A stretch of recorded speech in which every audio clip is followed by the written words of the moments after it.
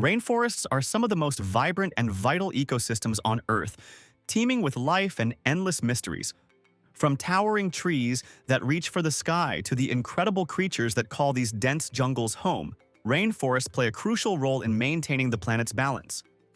Over the past few decades, rapid population growth and development have severely impacted the world's tropical rainforests, with around 75% of these vital ecosystems now degraded. This widespread destruction threatens more than 16,000 vertebrates who call these forests home. Recent studies led by Rajiv Pillai of the University of Northern British Columbia and co-authored by researchers at Northern Arizona University, published last month in the Proceedings of the National Academy of Sciences, have revealed a sobering reality.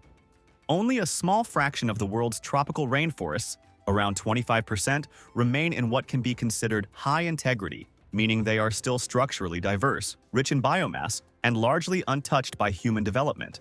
This marks the first time researchers have been able to assess the true health of these forests on a global scale. Until now, most assessments relied on satellite images showing forest cover, but that only tells part of the story. Some forests may look lush from above, but a closer inspection often reveals them scarred by roads, infrastructure, and other human interventions that make it difficult for wildlife to thrive.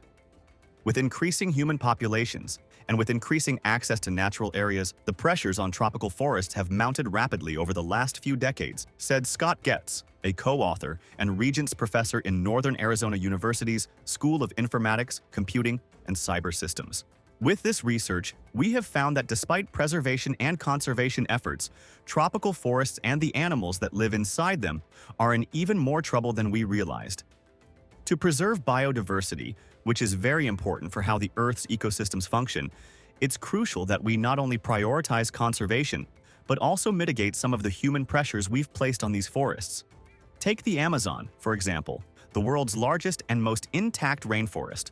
For much of its vast expanse, it remains largely untouched by roads and other development, providing a haven for its native species. In contrast, regions like Borneo, Sumatra, and parts of Latin America and West Africa are seeing significant declines in biodiversity, with many species struggling to survive as their habitats are fragmented and degraded. One of the most striking findings from recent research is the broad and equal impact of human activities on all kinds of animals in these rainforests. While amphibians and smaller reptiles have long been known to suffer the most from deforestation, it turns out that birds too are deeply affected despite their ability to fly away from disturbances. This highlights just how interconnected forest health is with animal populations. In areas where forests have been heavily altered, endangered species are increasingly rare, and those that remain are facing steep population declines. We can't always go backward, we can't unbuild roads or unlog forests, said Patrick Jantz, another co-author and an assistant research professor.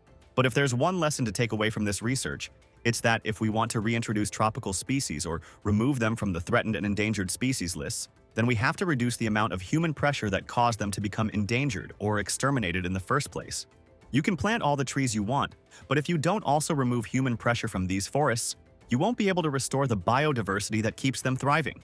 This research underscores the urgent need to protect both the animals that depend on these forests and the forests themselves. The survival of one relies on the health of the other, and without action, the ecosystems that sustain so much of the world's biodiversity may be lost forever. Don't stop here. Find out more. Visit the links in the description below for more in-depth information on the stories presented in this video. Or if you are a part of a wildlife organization doing something interesting right now, let us know in the comments.